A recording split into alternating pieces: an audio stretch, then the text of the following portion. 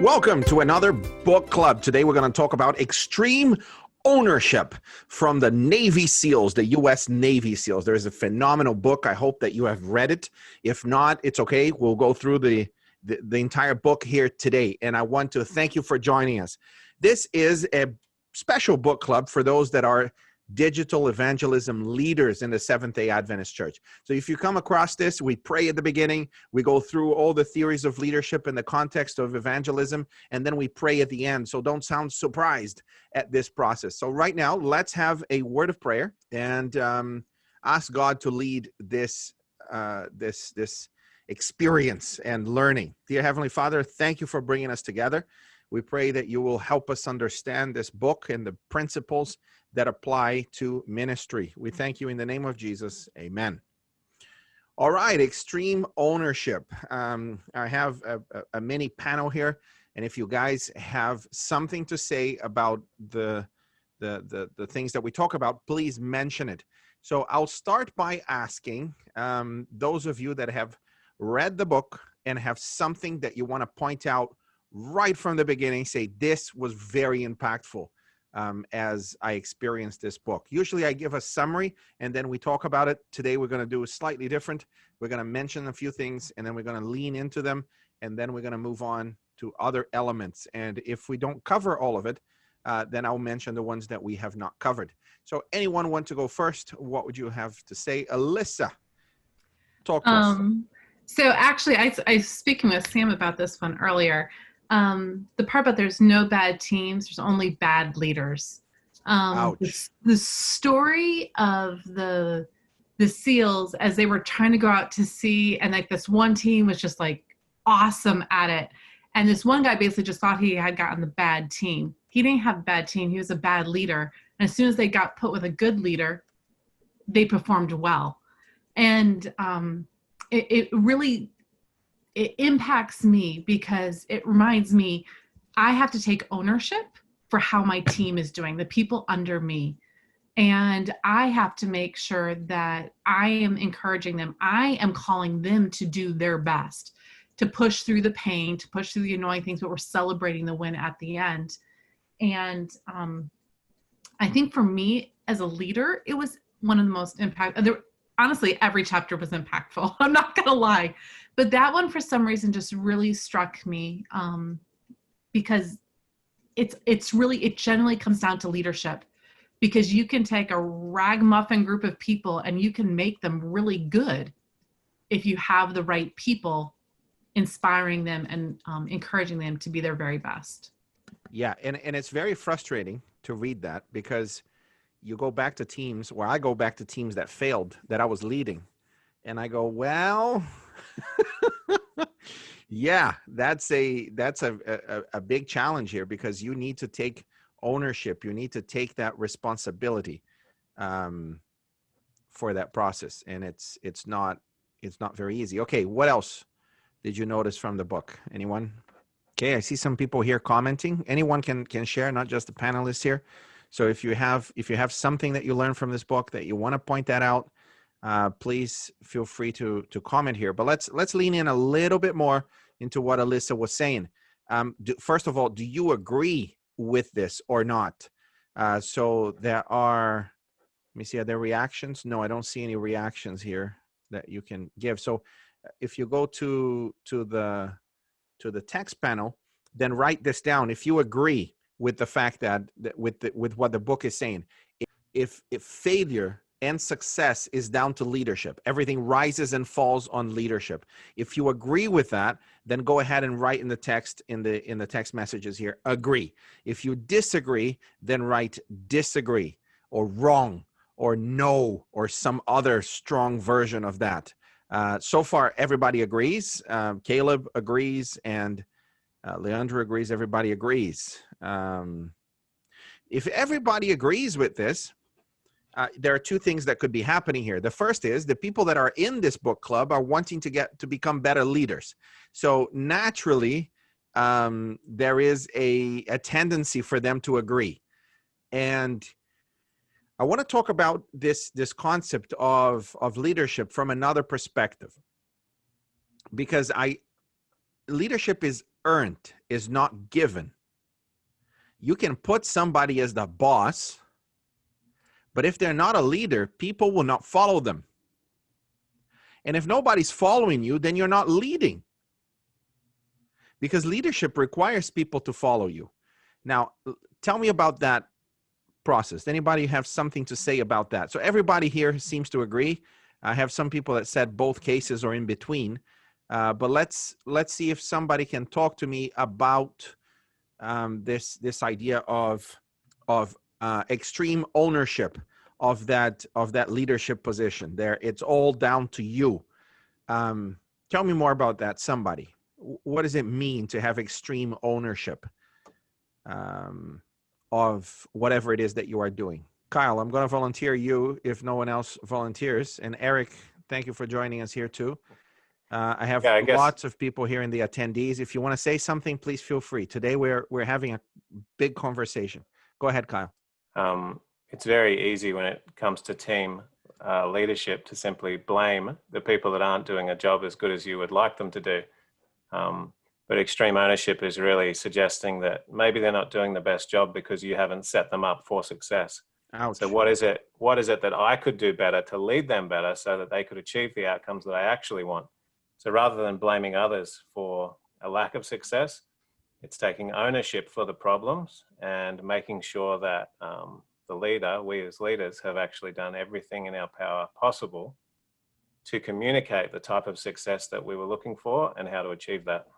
Excellent. Well, let me bring in something from the end of the book to you, which is the concept of the dichotomy, because there is a big dichotomy here. And that is, I have found myself going to some teammates and they're saying, this is not working. This is not working.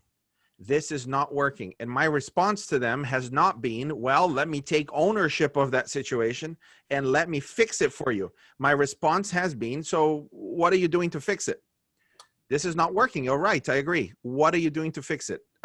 Which it doesn't seem to be taking extreme ownership. So there is the idea of, okay, you take extreme ownership, but you allow the people that you are leading to make their own mind up about what matters. And you are providing to them an opportunity to solve their own problems. You don't solve their problems for them. Do you think this is a dichotomy, or is this something that naturally happens? Well, essentially, you're not trying to micromanage the situation, but you're trying to empower them to be a change maker. So rather than coming to me with, this isn't working, rather come to me with, this isn't working, but I've thought about 3 solutions already that we might like to implement. Are you happy for me to implement those? What kind of team would you like to lead? People that only comes with problems, or people that come with solutions? And I had an example of this in one of our teams in the Philippines this week. So we're having a tension between the SEO researchers and the SEO team and the proofreaders. They're all pulling in different directions. The SEO team is pulling in one direction, and you have the proofreaders, the editors, that are pulling in another direction. This text is not clear enough and should be read more in a better way. And the SEO team is like, yeah, but it has to contain all of these elements that search engines are looking for, and it has to have this, and the readability needs to be easier, and et cetera, et cetera. So this is a tension, right? And it's a constant tension in every team you've ever been part of that is trying to do this properly. Because if you're writing text for a human, it's slightly different than writing text for a machine. And this week I thought, okay, I need to do something about this. What can we do that will help? And lo and behold, Ace sends an email from BEM saying, here's my suggestion. Let's include the editors and proofreaders into a training on how to write for SEO. Suddenly, the problem came already with a solution. And that's the kind of team that is easier to lead, when people don't just come with problems, they come with some version of the solution. I know BEM is here. I saw his name before. Thank you for that, BEM and Ace, for coordinating that. Is it going to work? I don't know. But it's something that will help move this forward. What if it doesn't work? Well, then we try something else. But it has to work at some point. So that's another point. Tell me about admitting failures and how much the ego is a destruction when you are when you have the opportunity to admit a failure or not. Let me see who I can go to. If nobody puts their hand up, I will volunteer. Karen. Yeah. I think that people who cannot admit their failures are not approachable. They are not people that your team, if that's the kind of leader you are, your team is not going to come to you with problems because they think that you do everything perfectly. And since you do everything perfectly, at least in your opinion, even if they don't think so, then what kind of help can you have? And just last week at my church, I heard a story about a professor that was teaching on the high school level and was teaching a pretty difficult class, conceptually difficult, having to do, I'm not sure with exactly the subject matter, but physics or something. And he had all these brilliant kids that were in because this was a honors class, right? So these kids were in there, but there was one that was consistently failing. And the teacher felt really bad for him. And so he called up the student and he says, hey man, you know, what's going on? I mean, you're obviously brilliant or you wouldn't be in this program. So what are you struggling with so badly with this class? And the kid finally opens up and tells him about all the family problems and how he just isn't getting this class. And a lot of it is other stress. And the teacher said to him, you know what? When I was in high school, I wouldn't have passed this class. And the student was like, what? And you're the teacher? He said, no, I wouldn't have passed it. He said, I had things going on in my life at that point too. I was also confused, but I had a teacher that came alongside and helped me. So I've got a question for you. What do you need so that you can succeed here? Wow. And he said that just totally opened the heart of that student to him as a teacher, right? Because he admitted, when I was your age, I also would not have passed. That's and it's not excellent. that you're stupid, because obviously the teacher wasn't stupid, right? So that was very, very good. And I remember being in high school myself. I remember being introduced to algebra for the very first time, having no idea what in the world the teacher was talking about the first couple of days. He happened to be a neighbor of mine that lived down the street, and I babysat his kids once in a while. So we knew each other already. So I came over to babysit the kids, and he said, hey, how you doing on your homework assignment? And I was like, man, I am so confused. And, you know, being a little freshman in high school, I said, you know, I just must be stupid or something. I just not picking up on this. And he was like, no. He said, look, and he sat down next to me, opened up his copy of the book. He goes, this is actually so simple that if I could figure out how to explain it to you, you'd get it in an instant. This is my problem. And I remember just being floored, and I didn't feel stupid, and I felt like I could go and talk to that teacher anytime I got stuck, because he took ownership for the fact that I didn't understand, which I felt was really not the case, but it was true. Now that stress was gone and he explained it to me, I got it. But it was a lot more to do with the lack of stress than it had to do with him all of a sudden coming up with a genius way of explaining it. Excellent. How many teachers do a lot of teaching, but in their classes there isn't a lot of learning? And this is part of the thing here. It's a teacher taking ownership, extreme ownership, you know, assuming the responsibility of helping the students learn. And I've mentioned this before, and I'm going to say it again. I always had some resentment, if I'm truthful, to the leaders that God put in place of the church when it came to digital marketing and to digital altogether. Because in my opinion, you know, in my conversations with God, it's like, God, listen, let's talk. Let's talk about the leadership in my conference. I was in England. And I'm like, God, you did not, in the moment you distributed wisdom for digital strategies, they did not join that line. Absolutely. They passed long after it. I mean, they just don't get it. And God and I had conversations like, look, I take seriously this mandate to spread this message to every human being alive. And with the people that we're working with here, it's impossible. How am I going to do that if the funds that are supposed to be given for this mission are being spent on things that are not going to achieve much result? I mean, what are you thinking, God? Because if you're in charge, it doesn't really look like it. And this kind of resentment, I mean, all of us that have ever worked in the cutting edge of any ministry, we've all experienced this. If you have never experienced frustration because leadership doesn't understand things, you haven't worked hard enough, or you're not a visionary. Maybe you are one of them. Okay, so this was me before. And then I was part of a project when I arrived at the General Conference, which was the rebranding of the Adventist Church global brand. Okay. So the previous 2 years, I spent in a local place in England called Watford, trying to rebrand a local church to their community, right? So represent the Adventist church to that community. And it was a phenomenal exercise of rebranding a local church. Little did I know that God would say, okay, now give it a go with the global brand of the Adventist church. I wasn't ready for it at all. You know, people that have great degrees in this thing, maybe they would be, but I wasn't. And the complexity of the Adventist brand is huge.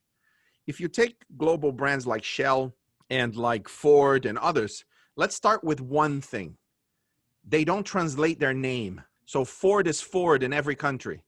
But because Jesus spoke our language, we believe that the church's name should reflect each language across the world. So now we had to translate this thing. And we've, in the past, before this project, the Adventist church font only spoke 12 languages. So you could only write it natively in 12 languages. 36 languages, we created special characters ourselves, but that was about it. So in Korea, for example, every designer chose what font to choose, what font to show Seventh-day Adventist Church. Every poster had a different font for Seventh-day Adventist Church. And in Japan, it was similar. So you had all of these complexities in the project, and I knew I did not know enough about branding to do this. So I decided that I needed to learn. And guess what I did? I bought books, 19 books to be precise. And I started forcing the rest of the communications team here at the GC to read those books. Hey, have you read this? How is this going? And what about that one? And what about this one? And thankfully, the beautiful thing about working at the General Conference is that you can call any agency in the world and say, hey, I'm calling from the global headquarters of the Seventh-day Adventist Church. We have 162,000 congregations, hundreds of hospitals, and just about 2 million students in our education system. I wonder if you could have a conversation about branding. Whatever agency you call around the world with these numbers, you can talk to a senior partner. So I went for it. I traveled and talked to some of the largest agencies in the world. And of course, I couldn't afford them. The church couldn't afford them, but I learned a lot from them in that process. So I came back and I presented this to the administration of the General Conference after 6 months of research. I knew that this should cost just north of $10 million to pull off. And I was very proud to present $1.5 million. Here, $1.5 million is what it's going to cost to rebrand the church globally. And the treasurer, Elder Juan Prestol, he slept in the presentation. He basically just put his head down. And I knew there was nothing that was going to come out of that meeting. And nothing came out of that meeting. It was an awful meeting at the end. It's like, okay, Sam, but how exactly is this company going to take $400,000? How exactly are they going to help us? Like, well, they're going to design a system that we're going to be known beyond our logo. You're like, yeah, but we have a brand. And they pointed to the church logo. We have a brand. It's the logo. That's our brand. We just need to redo it for the digital world, and that's it. Why not? And I was so frustrated because I was saying one thing, they were understanding another thing entirely, right? Have you ever been there when you talk to your leadership and you're explaining one thing and they just don't get it? And here I am again talking to God, say, God, what do we do now? And then I met this guy. Who is a brand expert and works with various companies like Nike and Sony and lots of these big corporations. I met him at an event and I came to him and I said, let me tell you my predicament. He studied at an Adventist institution, so he understands the Adventist church. And I told him, he said, look, Sam, here's the thing. I've been working with this company, which he did not want to disclose. He said, it's a very large multinational company. And I've been working, they pay me, so I'm working with them for the last 3 years. And the one thing that I would like them to understand is that their brand is not their logo. Their senior leadership still doesn't understand that. But that's okay, because people get it when they get it, and not a moment sooner.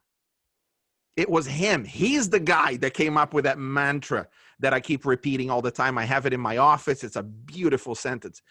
Because that moment, I understood extreme ownership. At that, within 30 seconds of him saying that sentence, it was no longer about what my leaders understood or didn't. It was about how I would help them understand it. It's my responsibility to help them understand it. And if you talk to the leadership of the church today, they have a very different vision. about what branding is, what digital marketing is, what digital evangelism looks like. Why?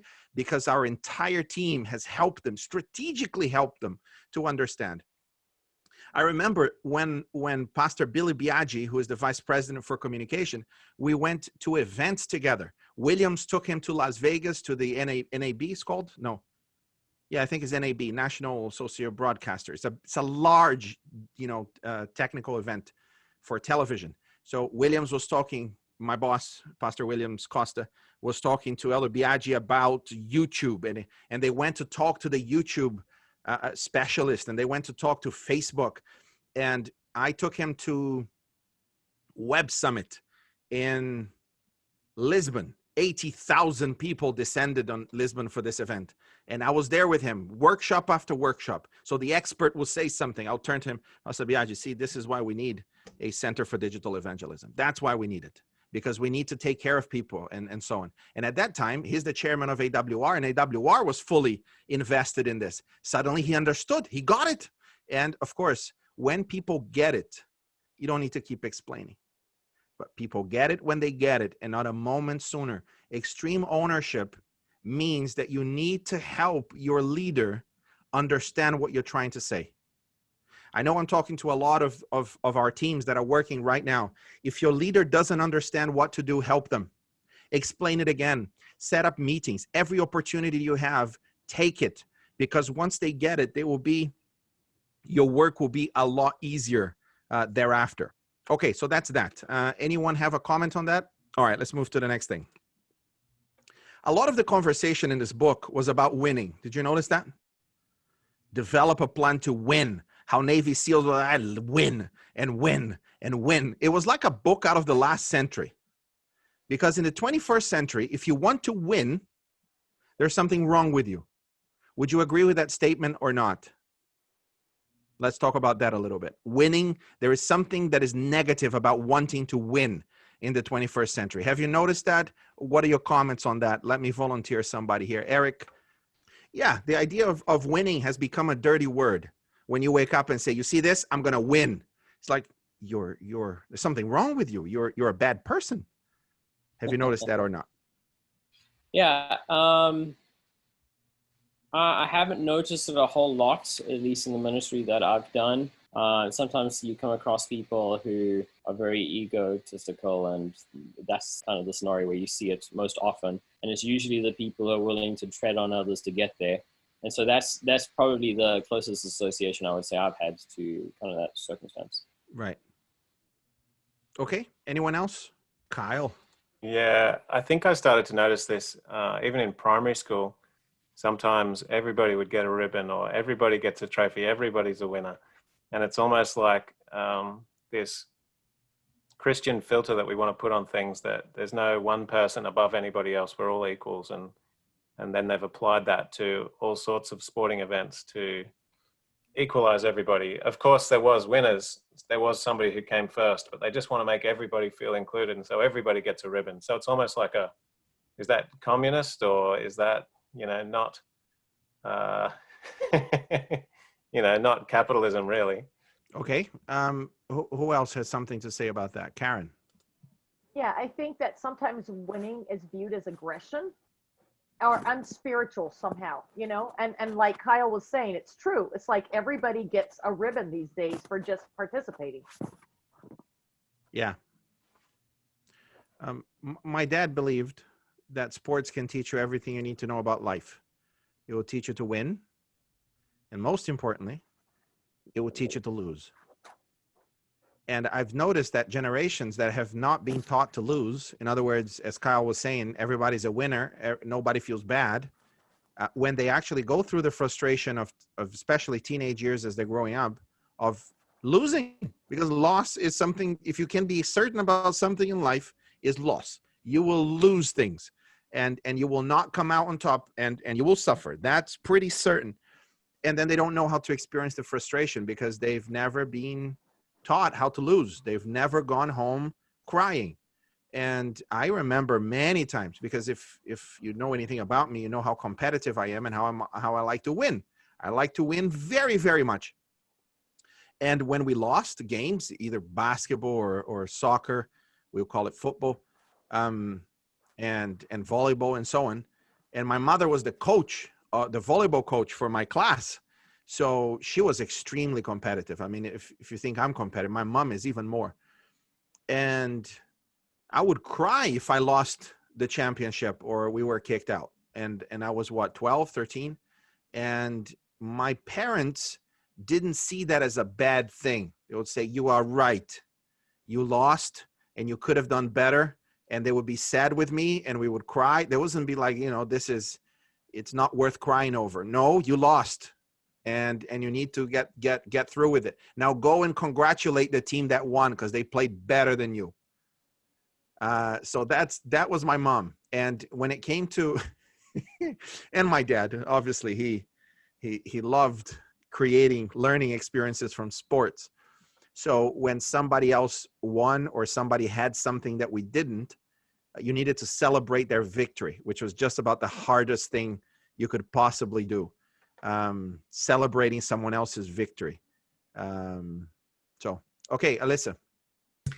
So I go through this all the time with my kids. What you just said there, Sam. I had my two oldest children totally not into sports, and then my youngest became a sport girl. Not sure how that happened. I ended up being a soccer mom without even meaning to be. But this actually reminds me a lot of my past job. So I was in a job where it was highly competitive, and we were constantly competing, honestly, with each other. Like every year there was a big award ceremony. And year after year I'd never walked across the stage. And it's like, you start to feel like you're not, whatever. It was the moment when I finally realized that watching people walk across the stage was not saying that I wasn't good, although it was saying, what it was saying is I need to do better. And it helped me kind of reframe my mind. And I remember one year I was sitting with this table of women, and I watched someone walk across for like one of the largest awards in the company. And I looked at them, I said, next year, that's going to be me. And I'm going to make a plan to make it happen. Now, mind you, I had never won an award ever in the company. The next year I came back and I won 5 awards, and I won the award that I wanted. And it was the person with the most turned around business. And there were 4 things you had to do. I mean, it wasn't just me, it was my team. I had to inspire my team to be just as dynamic as I was trying to be. And I never let them in that this was my goal, that this award was my thing. But when I walked across the stage, I wasn't walking across for me. I was walking across for everyone else. And every year after that, I won awards.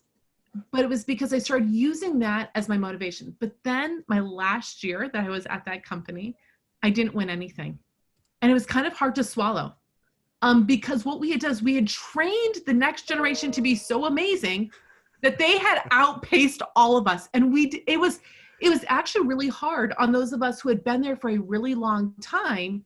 But this was actually a very humbling thing, because we realized, one, we gave them a lot of great stuff, but now we need to learn from them. And you have to always be willing to learn. And I think that sometimes winning and losing both of them are just as important. You have to win, or else you're going to struggle with wanting to keep going. But the losing is just as valuable if you choose to let it be, because that is what can reframe and reshift your mind and help you choose how you want to move forward. Excellent. Thank you. Shekina is the next person here. She said she needs to share something. So, good morning po. I think there are a lot of times that we're there are a lot of times that we are focused in winning, that especially for me, I'm not sure if I'm competitive, but I mean, I have goals.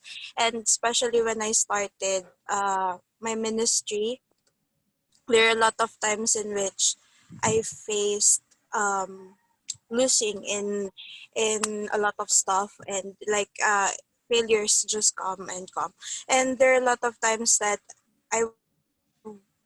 some people tend to make me feel like failure isn't something that we should aim for, and it's not really good thing. But actually what I learned from the process is there are a lot of things that we can learn in failure, and failure is actually just a step, is just a block that we can step on so that we can achieve that winning part. Because I mean, winning is not done something overnight. It is something that happens through a process. You get in a lot of failures, you get a lot of happy moments, but it doesn't mean that when you fail or when you win, that is already the end of the road. No, it's just a process that we need to continue to, I mean, to step on. I mean, does it make sense? So it's like, Absolutely.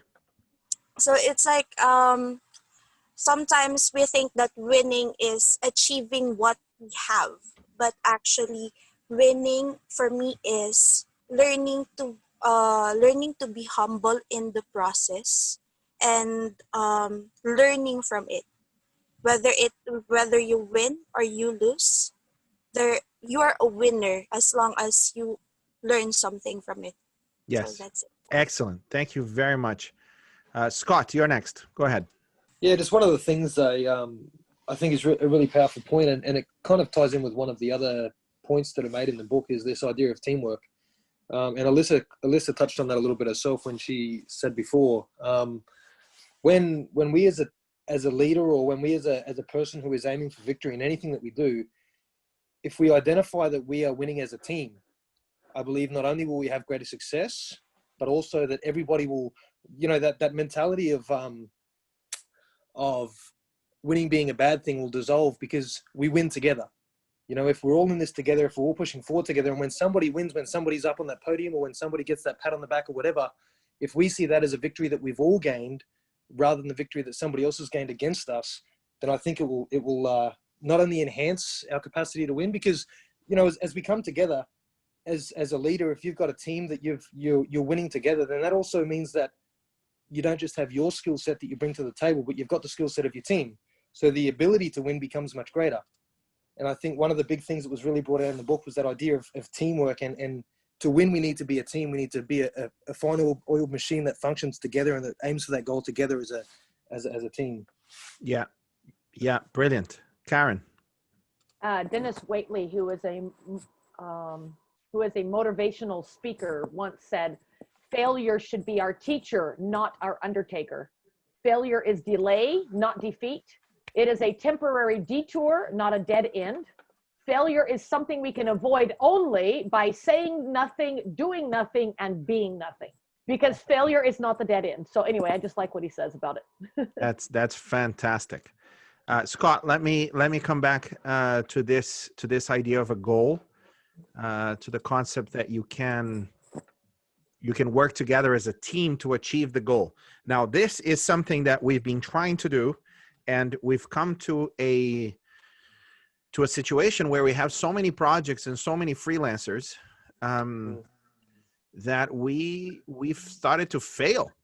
There are things that get dropped. There are things that are not as good as they should be. And we are now going through a process of restructuring so that we can have up to 150 projects and up to 500 freelancers. And we don't know when, we will get to that maximum, but it will take us at least a few months to get there. Now, how do you create such a team where people can be led and all going to the same goal, especially because we are all in different parts of the world? How is that even possible? And what can the book, the stuff that was in the book, how can it help us to achieve that objective? Yeah, so this is something that we have struggled with in the last couple of years with at GYC.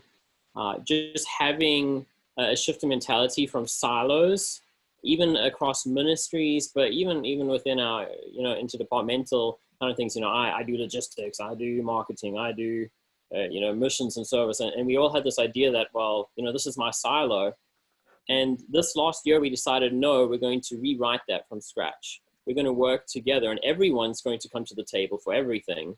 Yes, we'll still have our departments, but if there's a logistical need, rely on logistics. If there's a marketing need, rely on marketing in a much more integrated way.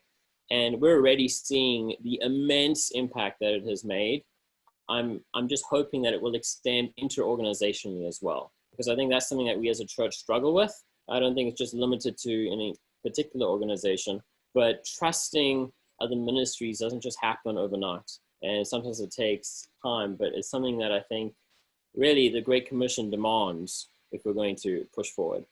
So what is the we is the real question here. So when you say we, what do you mean? Is it we, your department? Is it we, your organization? Is it we, the Adventist Church? Well, who is the we? And there are some people that have an ever expanding we. Which is a very weird sentence. They like to include others as much as possible. And they speak in terms of the collective constantly. They're never quite just themselves. And there is an advantage to that. And I like operating in these terms. And what normally happens is if I am in a AWR meeting, which is a privilege to be, they often invite me to come to their planning and strategic meetings. I talk in terms of that we need to do this, we need to go there, we need to do the other. When Hope Channel, which is another organization within the General Conference, invites me to their meeting, it's the same thing. I talk in terms of we need to do this. It's unacceptable that we have this to contend with, and so on and so forth. Today, I had a meeting with both AWR and a meeting with Hope Channel, and that's exactly what happened. Why? Because I'm playing a different game. My game that I want to win is for this message that God gave the Seventh-day Adventist Church to reach every human being alive. That's the game that I'm playing. And I invite everybody to play that game because that's the real game. All the other games that we can play as to which organization achieves more or less with different projects, that's an interesting game. And it has its effects on fundraising. It has its effects on other issues. And it's fine to play that game too, but not forgetting that the real game is the bigger game that we need to all focus on. So let's talk about let's carry on this conversation about having so much distance between the layers of leadership and the doers, on the ground. Because if you have 500 people and there is no army in the world where one leader can lead more than 6 people at a time, that was something phenomenal from the book. You're going to have multiple layers of leadership. How does the author present, or the authors present, the possibility that somebody on the ground will be able to know what they're doing? What is it that they should know instinctively? Is it the detailed objectives? What is it? Somebody remember? Commander's intent. You remember reading about that? That's a very important part of the book, the commander's intent. In our case, the commander is the Holy Spirit, and we need to know his intent. Now, in the context of this project, I will show you what that looks like, because we've developed the infrastructure of the Digital Evangelism Initiative, also using all the books that we are going through in this book club. So as part of that process was a really, really simple model that everyone could understand. And the importance of simplicity cannot be overstated. If you confuse, you lose. Isn't that right, Kyle? Right? Don Miller says this, and he's absolutely right. If you confuse, you lose. It must be really, really simple. Now, the intricacies of the plan are very complex. They have to be, because it's a very complex world. If you ever try to do a Facebook ad, you will understand complexity right there. And it is complex, and it's difficult, and it's not easy. And you need hours of research to do some of the things that we are doing. So there are things that are not simple, but the overall structure, the overall intent of the project must be very simple. So this is the Digital Evangelism Initiative. You need to create it for your own project if you're not part of this one in particular. But here is what it looks like. There are only 3 parts to this. Number 1, we need to help people find us. That's your search engine optimization. That's your, being, on YouTube and so on. We need to help people find us in the digital world. Number 2, we need to help people find Jesus. So when they contact us, we need to help people find Jesus. Thirdly, we need to help people find others. So if there are now 180 people that are working as freelancers in the Digital Evangelism Initiative, they need to know at any moment where they fit within this strategy, within this intent. Helping people find us, helping people find Jesus, helping people find others. So if you find yourself doing something, let's say creating a graphic, creating an ad, creating something, you need to know, in order to make decisions about the project, what the real intent is of what you're doing. So if you're doing this graph that is offering prayer, like our main ad campaign at the moment is offering prayer, you need to know that that ad is really to help people find us, or to help people find Jesus, depending on where they are. If you're doing a campaign on recruiting prayer warriors, then you are part of the third block, helping people find others. So this helps every individual in the team to know what the effect of what they're doing in the bigger picture.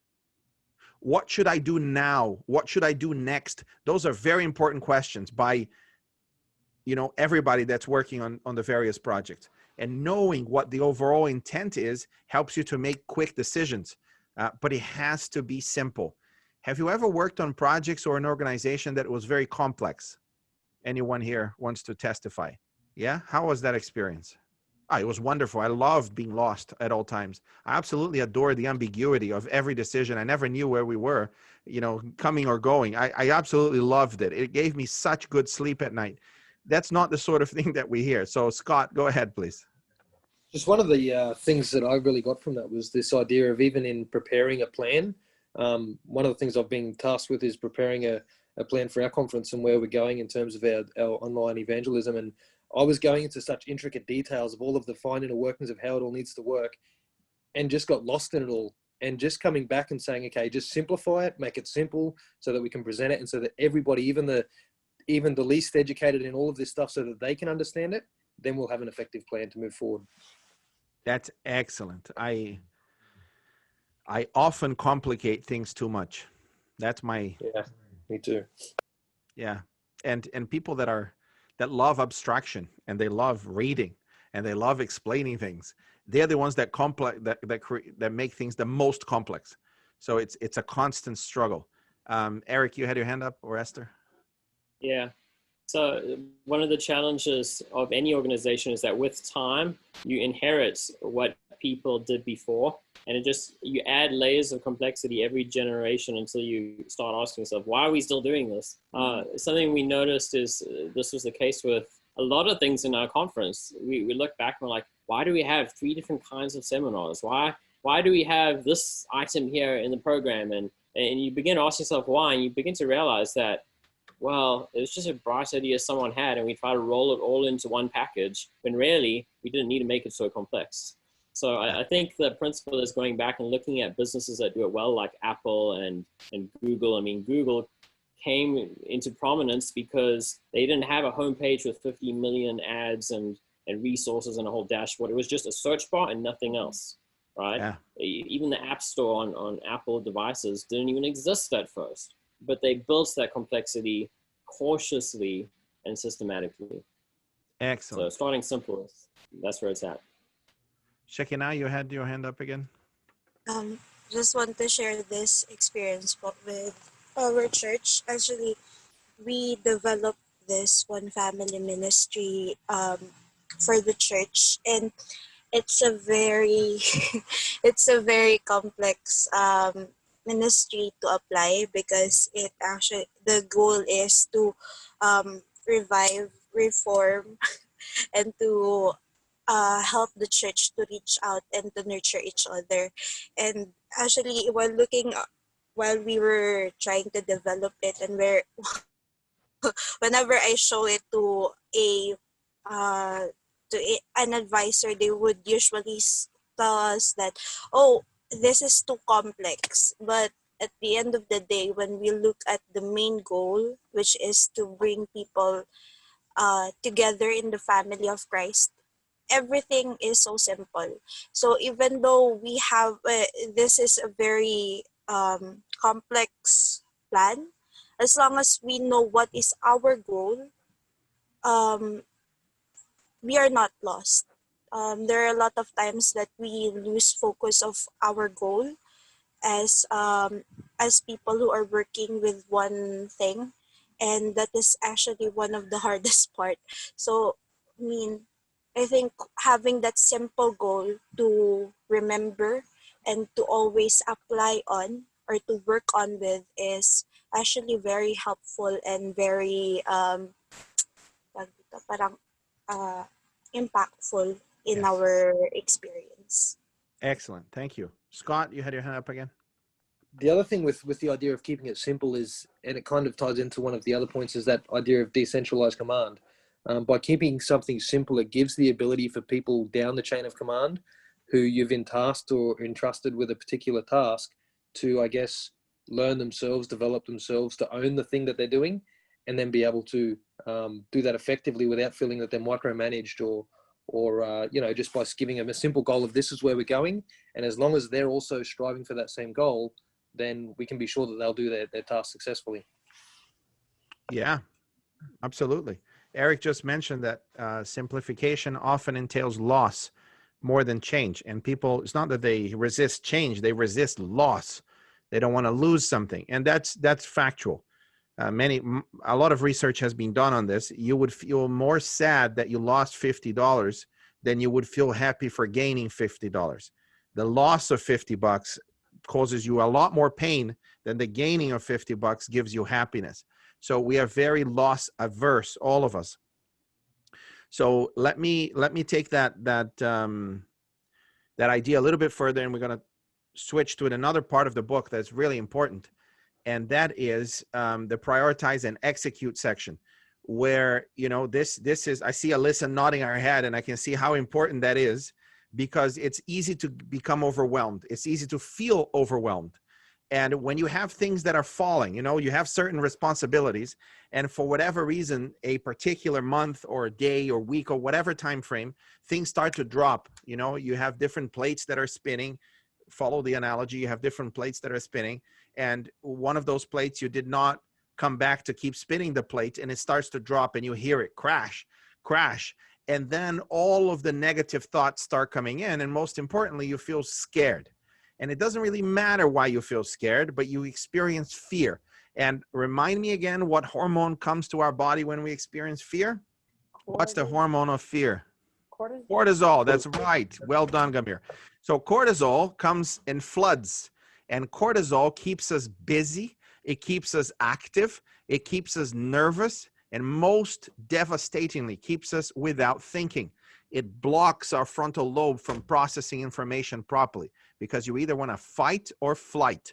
You either want to, you know, resolve things. So you become more aggressive and out of control. That's cortisol. There are some people that are flooding in cortisol. They had so much cortisol for so long that they are on antidepressants, because nobody can live on cortisol. And if you are scared for your job security, if you are scared for whatever reason, and you feel that things are not going your way, well, you're going to have lots of cortisol, which will stop you from thinking. So what does the book tell you to do? It tells you to keep calm and prioritize. Easy for you to say. It's actually very easy. You take a step back and you go, okay, calm. Let me go for a walk. Let me pray. Let me read the book of Mark. Okay, sometimes you are so desperate that just go through the book of Mark. Read the whole thing. It takes you 50 minutes, 50. And pray and try to forget your mind and where it is. The other thing is for you to worship. Contemplate how great God is. Whatever you need to do, not to escape. Don't go into your escapism activities. It doesn't help you.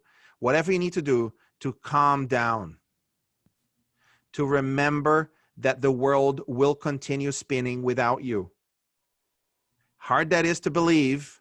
You are not that vital to the world. Doesn't matter who you are. And once you do that, once you take that calm step back, then you go, okay, then you regain control of your frontal lobe. You regain control of the part of your body that is responsible for thinking and for focusing and for deciding. So you need to make a decision. Some people love thinking, but they don't make a decision. And for the SEALs, it's a 3-step process. Relax, Look around, make a call. Relax, look around, make a call. One of my coworkers, his standard is when he is overwhelmed, he goes into full focus on activities that really don't matter. So he feels busy that he's doing that, but it really doesn't matter. So when he's feeling overwhelmed, he knows that's his temptation, so he tries not to. And it's important for you to know what your temptation is when you are stressed, because you should not even attempt it. Don't do it. Okay. Any thoughts on this prioritize and execute section of the book? Alyssa. This is one that I am very passionate about because it's one that I'm really bad at. I am trying to spin all the plates. Sam talks to me about this. So I'm trying to spin all the plates, and I feel desperate to keep them all in place because, and I'm one of those people who gets scared. If something falls, if something drops, I'm going to be held accountable. And what's that going to mean for my job? And I am the sole kind of like breadwinner for our family. So that it's a huge responsibility. I mean, I've got 3 children. I'm going through advanced education, and I've got a wonderful husband who's taking care of things here at home. But there's this fear. And last week, as some of you might remember, I was on vacation when I came in. I struggled all week to step away from work. People are still messaging me and all this stuff. And I struggled to remove myself. But for me, I actually had to almost take an entire week off. It wasn't until Friday that I finally started feeling peace. Like I've been pushing. And on Sabbath, I actually had a Sabbath rest. Like I was able to just relax myself. And by Sunday, I was ready to come back to work. But it took me a full week to bring myself to where I could step back and have that rest. And I will tell you, coming back into work this week, I'm very much about prioritizing. I might have 10 different areas in my job, but you know what? Some plates, they're just going to fall. And I'm okay with that now because they're not the priority. And you know what? I will pick up that plate because they're unbreakable plates. I'm just going to tell you. Okay, these are unbreakable plates. Yeah. We think they're breakable. We think everything's going to collapse. But the thing is, you just have to take care of the priorities. And already this afternoon, I found out my entire priorities for the week have kind of shifted because something new was put in. That means other plates are going to have to get let go. And I'm okay with that because you know what? My family has to matter. My personal health has to matter. All these things have to matter. I cannot work 16-hour days. I can't do these things for the greater good because it's not the greater good. So I'm learning how to work smarter, prioritize. So I have like my 10 different areas and I figured out like, what are my priorities in all of these? And then out of these priorities, which one's the real priority? And I'm working my way through them. And at the end of my workday, I'm walking away. That is so hard for me. Sam's shaking his head. He knows how hard this is for me, but it's healthy. And I think that we have to realize we have to set our own boundaries. And for those of you who are like me, where it's like we just, the world, I'm going to tell you, some things did fall apart a little bit while I was gone. And it was hard on me. It was so hard on me. I wanted to jump in, but it wasn't healthy for me. And it wasn't healthy for the team if I did. It really wasn't healthy for any of us if I jumped in. And I had to take a step back and I had to breathe. I'll be honest, I had to text Sam, like, how to work through it. But for everyone, I just want to just encourage you, it's okay to let some things fall. It really is. As long as you're really focusing on, figure out what those priorities are. That's the important thing. We have to manage those priorities. We have to respect our own boundaries because no one else is going to respect them for us. Absolutely right. Let me tell you a story about this. A couple of years ago, I was very proud of inbox zero. Okay. I was in this phase of inbox zero. Every day I had to reach inbox zero. And it was going on for like, I don't know, 2 months, 3 months. And then in one meeting where Williams was at, he's my leader here at the General Conference. He overheard me talk about inbox zero and how happy I was that I was inbox zero. And then he came to me and he goes, afterwards, most unexpected sentence ever. You see this thing you're doing with your email and inbox zero? Stop it. I'm like, what do you mean stop it? And he goes, there are some emails that you just don't answer. Let it go. You will not be able to sustain this for much longer. And the real job that I need you to do involves strategy and creativity and thinking. And if you've got your mind on answering emails, that means on every email that is sent, every email will generate 3 more. And that game is impossible. There are some emails that you need to keep people without an answer for weeks because they can solve their own problems. But the emails that you do need to answer, you do need to answer. And sometimes an email takes an hour to answer. Sometimes it takes 3 days of thinking before you can answer. And I disagreed with him. So I said, no, I like the inbox zero. It keeps me organized, et cetera, et cetera. Well, he was right. Within a month, I couldn't sustain it. I spent 10 hours answering emails and it was still not enough. And the project just started slowing down and down and down and down. So be careful with the idea of over organization and over delivery where nothing can fall and everything has to be done, et cetera, et cetera. It's a trap. It's a danger. So Karen and then Enoch. Yeah, I totally agree with what Alyssa was saying about how you, in order to be successful, sometimes you have to let a plate drop because you absolutely cannot be all things to all people at all times. That is just not even possible, no matter how good you might be at your work. But also, you've got to allow God to reprioritize things for you. And if you're in communication with God throughout your day and you ask him, you know, my husband will tell you that as a nurse, that it used to stress him out so bad because the doctors would come around on rounds at all different times. I mean, yes, you knew in the morning and in the evening they would come, but other than that, it was random when they would show up. When they had a free moment, they'd come back and check on a patient. So you never knew exactly at what point all the charting on that particular patient has to be done. And when you're working in crisis situations, you sometimes are behind on charting until later in the day. And so he began to pray and he says, God, I want you to prioritize my life.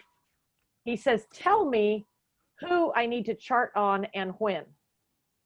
That has been several years ago, and he has never had a doctor come in and find him with a chart that is incomplete because of that. Now, maybe some other patient, the chart is incomplete. It'll be caught up an hour later or a half an hour later or 2 hours later, but that's not the doctor that shows up. The doctor that showed up for the one that was prioritized. So I think sometimes getting God into the schedule is a really smart thing because he knows the end from the beginning as well. Yes, absolutely right. Enoch, go ahead, please. Thank you so much. I just want to give an example of what my parents, my dad used to tell me at some point. Sometimes I could have a lot in my hands to do. And then at the end of the day, I find I have done, but not really in order of priority. And he tells me, you need to look at 2 things. There is something that is important and urgent. There is something that is not important but urgent. Not urgent but important. And then you have to consider that what is important and urgent, it means it needs to be done.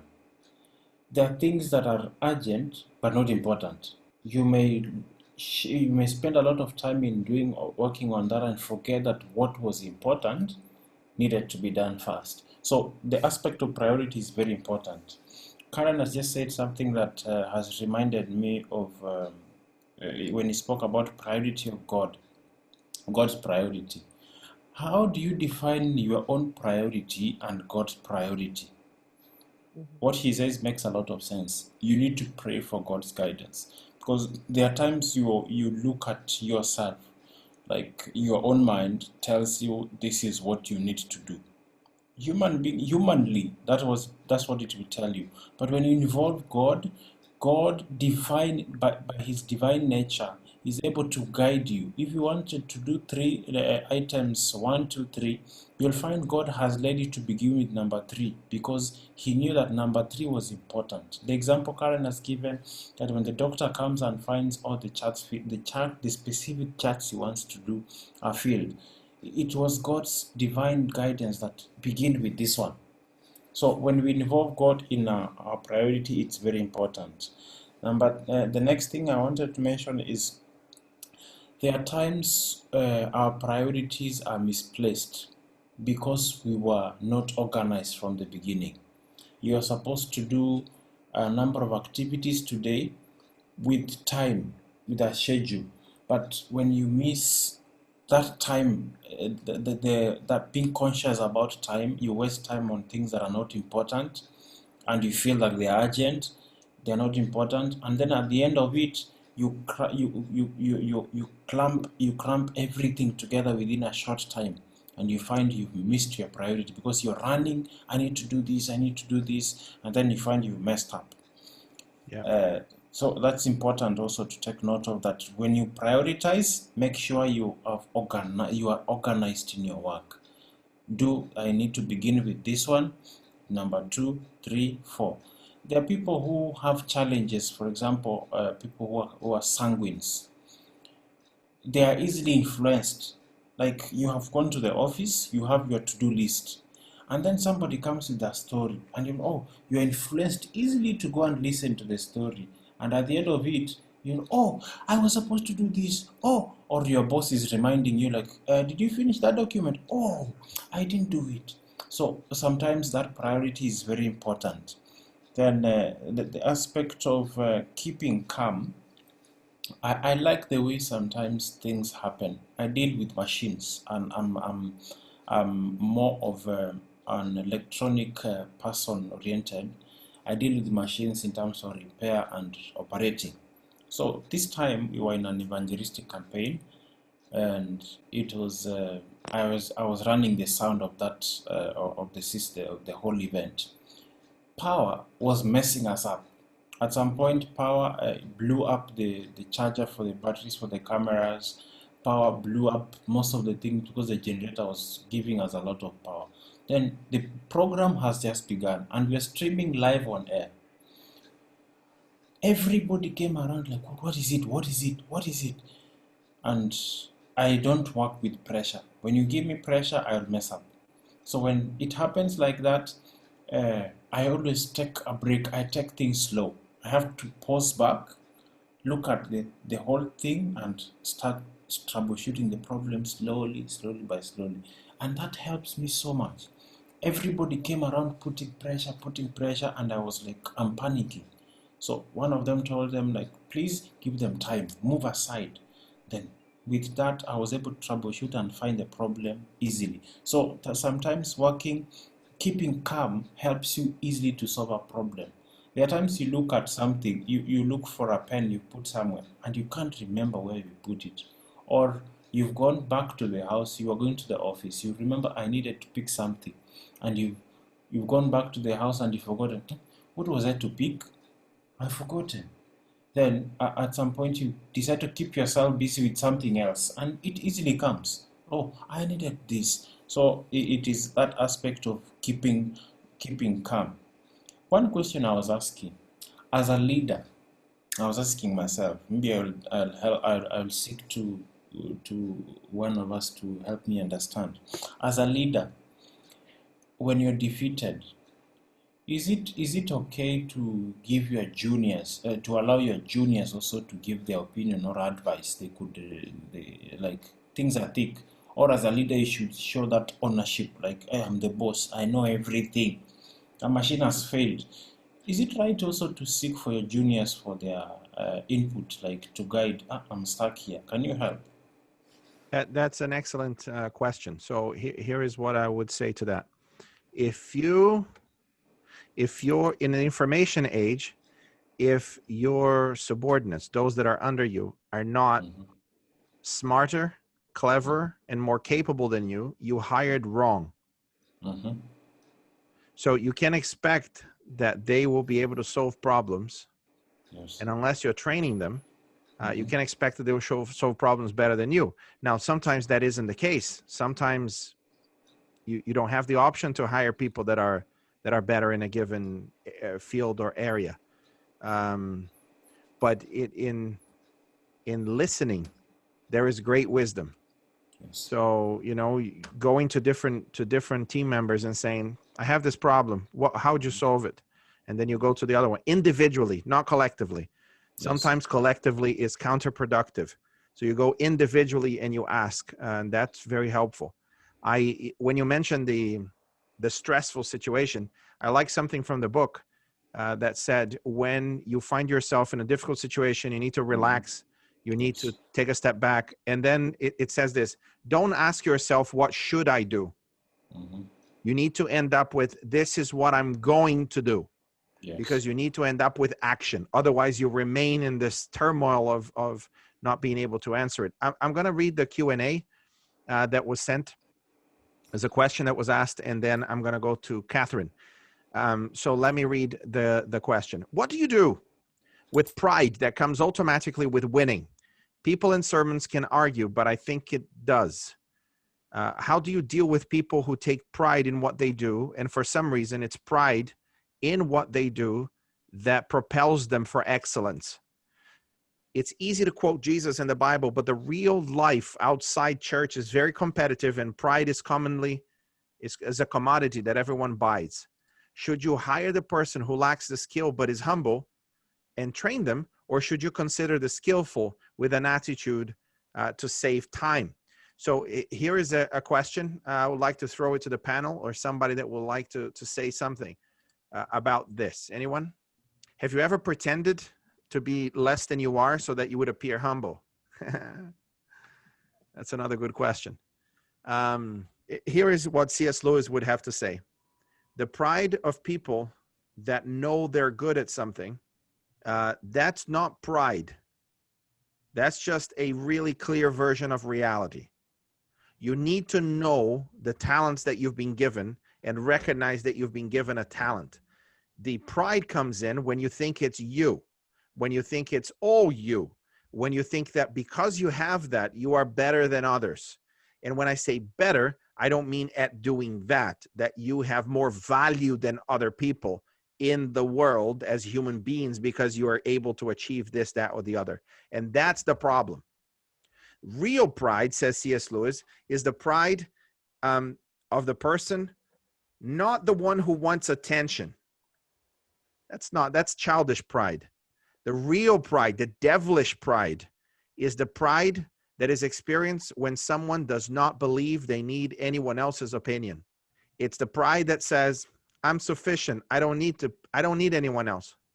I am enough all by myself. That pride, well, that's evil.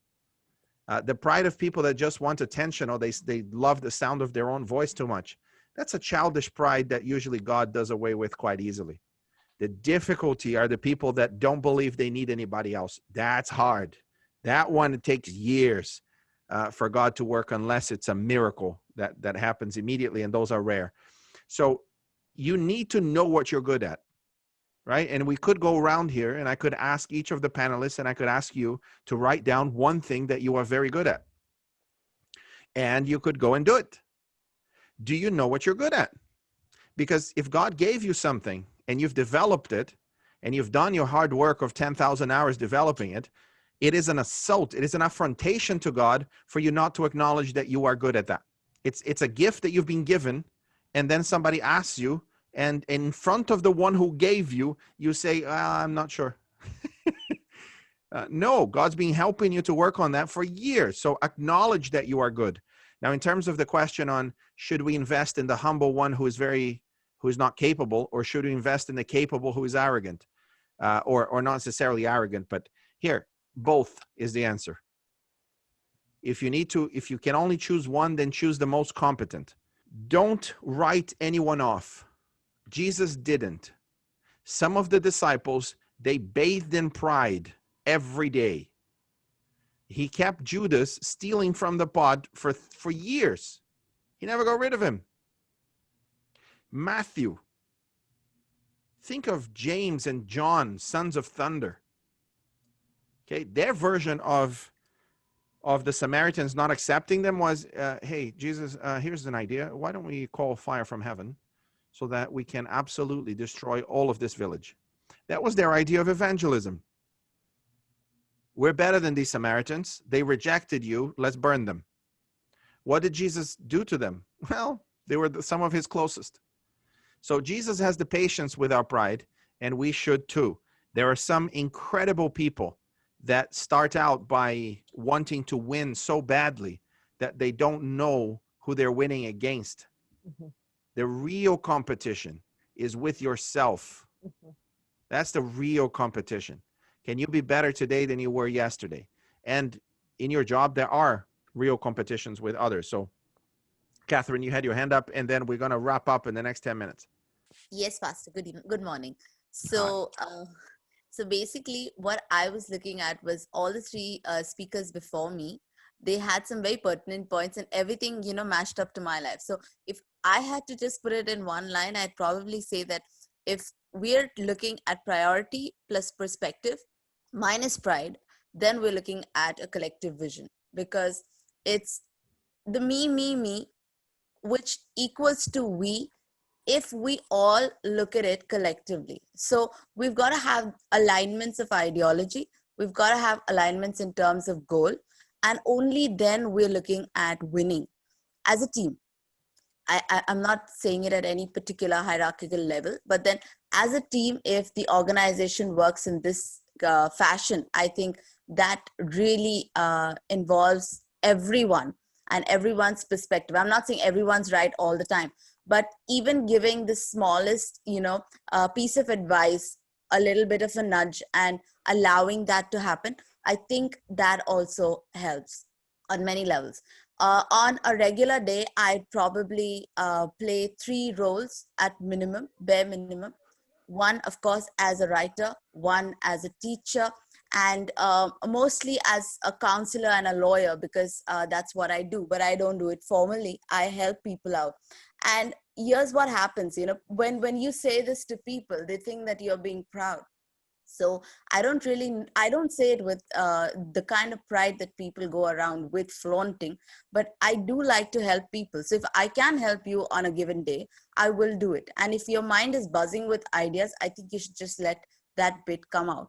So I think the bit about pride is a slightly overrated, because sometimes the person on the other end is really not proud the way you are looking at them. Maybe they just have a point to make, and they're making it visibly. But there could be times, I'm sure, where there are people where you see the pride on their face. They're haughty, they're arrogant. And you're absolutely right when you say that even Jesus had his own challenges with the disciples, but he never gave up on them. And I think that's the last point that I wanted to make, that you never give up on people. So if you think that someone's proud or haughty or something like that, I think you gently ease them out of it, rather than saying, okay, that guy or that lady is proud, so I'm not going to be talking to her, or whatever else it is. So I think it's also the redefining of perspective along with priority that allows you to actually build a collective vision. That was my point. Excellent. Thank you, Catherine. Fantastic. Here, Enoch says, pride goes before the fall. I think the last book in this series will be Ego is the Enemy. The whole book is based on that concept. And okay, last thought that I have for us in this episode. There is so much more that we could talk, but it's the idea of leading, that you need to lead. You're called to lead, and you're called to lead both up in your chain and down. You're called to lead up and down. You're not called just to lead the people that are, under your service, because you are there to serve them so that they can do the best job of their lives. But you should be leading up. How do you lead up? One of the ways that is really crucial is for you to keep your boss, your leader, very much knowledgeable of what you're working on and what you want to achieve. Some people really struggle with this. They think they're bothering the boss, the leader, if they keep telling the leader what they're working on and what they're trying to achieve. I promise you, there is nothing worse than having somebody go off for weeks and months and you have no idea what they're doing. They may be doing amazing things, but the leader doesn't know what they're doing. It does not help. You're not leading up. So in your own reality, you need to be very transparent with what you are achieving and what you are doing. There are some bosses, some leaders that keep asking you to do things one day after the next. That's my style. I keep sending emails saying, hey, this needs to be done. Why don't you look at it? This needs to be done. Why don't you look at that? This needs to be done. Why don't you look at that? And I know when I'm dealing with a great leader, when I get an email back that basically says, or a phone call and say, hey, Sam, fantastic. I'm ready to do it. I just want you to know that doing this will impact this, this, and that. Are you sure that's what you want me to do? I immediately know that I'm working with somebody who is a great leader and is mature enough for me to advance their ministry as much as possible. Why? Because they know how to speak in a context of leading upwards. Another great sentence is, hey, boss, I'm trying to do X and Z, but in order to do it, I need this, this, and this. And without that, this is what's going to happen. The point of a leader is to provide all the resources for the people they are leading to do the best work. So the people they are leading need to turn around and say, okay, fantastic, we're going to do this, but I need X, Y, and Z. And if you don't give me that, this will be the outcome. And that's the kind of leadership that defines what your leader will be doing. Their job is to give you all the resources. If they're not doing that, lead them. How do you lead them? By making them aware of what you're working on and what the objective is. If they are certain of what you're working on and what the objective is, then they're going to be your number one fan, and they are going to open up every door for you to continue in your ministry. There are a few things that we could talk about. I will read a quote that says, discipline equals freedom. That's one of the chapters, and this one is very important for us. The quote is, the best SEALs I worked with were invariably the most disciplined. They woke up early, they worked out every day, they studied, they practiced. Just as an individual excels where he or she exercises self-discipline, a unit that has tighter and more disciplined procedures and processes will excel and win. Procedures and processes. Another sentence that I heard from him, and it probably wasn't from the book, it was an interview with Jocko Willink. He said, discipline will eat motivation for breakfast. That's a really powerful sentence. There are some of us that need another dose of motivation and another little video that motivates us and another little conversation that motivates us. No, you don't need motivation. What you need is discipline. You need to have the discipline to do what you need to do. That's really important. And discipline is not something that the world has a lot of. So the more discipline you show, the more your ministry will grow and succeed. What is the discipline that you need to do next? What is it that you need to focus on, that you need to exercise discipline on? That's a decision that you and God need to work out. But what will make you more successful? What will help you win? As a team, we decide what our discipline is and what part each of us will play in that process. So that was Extreme Ownership by Jocko Willink and Leif Babin. That was a phenomenal book. Thank you for being here again at another book club. I hope that the following book will be just as inspiring to you. The next book that we're going to read this week to prepare for the following Monday is Ministry of Healing by a certain Ellen White. It's one of the best books ever written in the history of humanity, in my opinion. And if you read the book, I'm sure you will agree with me that it's one of those for the ages. It's a book that has a tremendous impact if you are providing pastoral care online or in person. In our case, online. So let's read the book this week, listen to the book, engage with the book, and on Monday we come back with Ministry of Healing. If you're watching this later on YouTube, then I don't know when you are watching it. It could be a Monday, definitely. It could be a Tuesday or any of the other days of the week. And there are many more episodes. We have 12 episodes in total in this series, and I hope these have been a blessing to you. I'm going to ask Enoch to say a prayer for us to end tonight's episode. I don't know what time it is for you, Enoch. I suspect it's mid-morning there. or not? Where are you from, Enoch? I'm from Kenya. It's now 4 a.m. 4 a.m. The book talks Yes. about those that wake up at 4 a.m. That's the kind of Yes. discipline. Well done, mate. Please pray for us. Thank you. I actually have to wake up at 3 to catch up with this. Let's pray.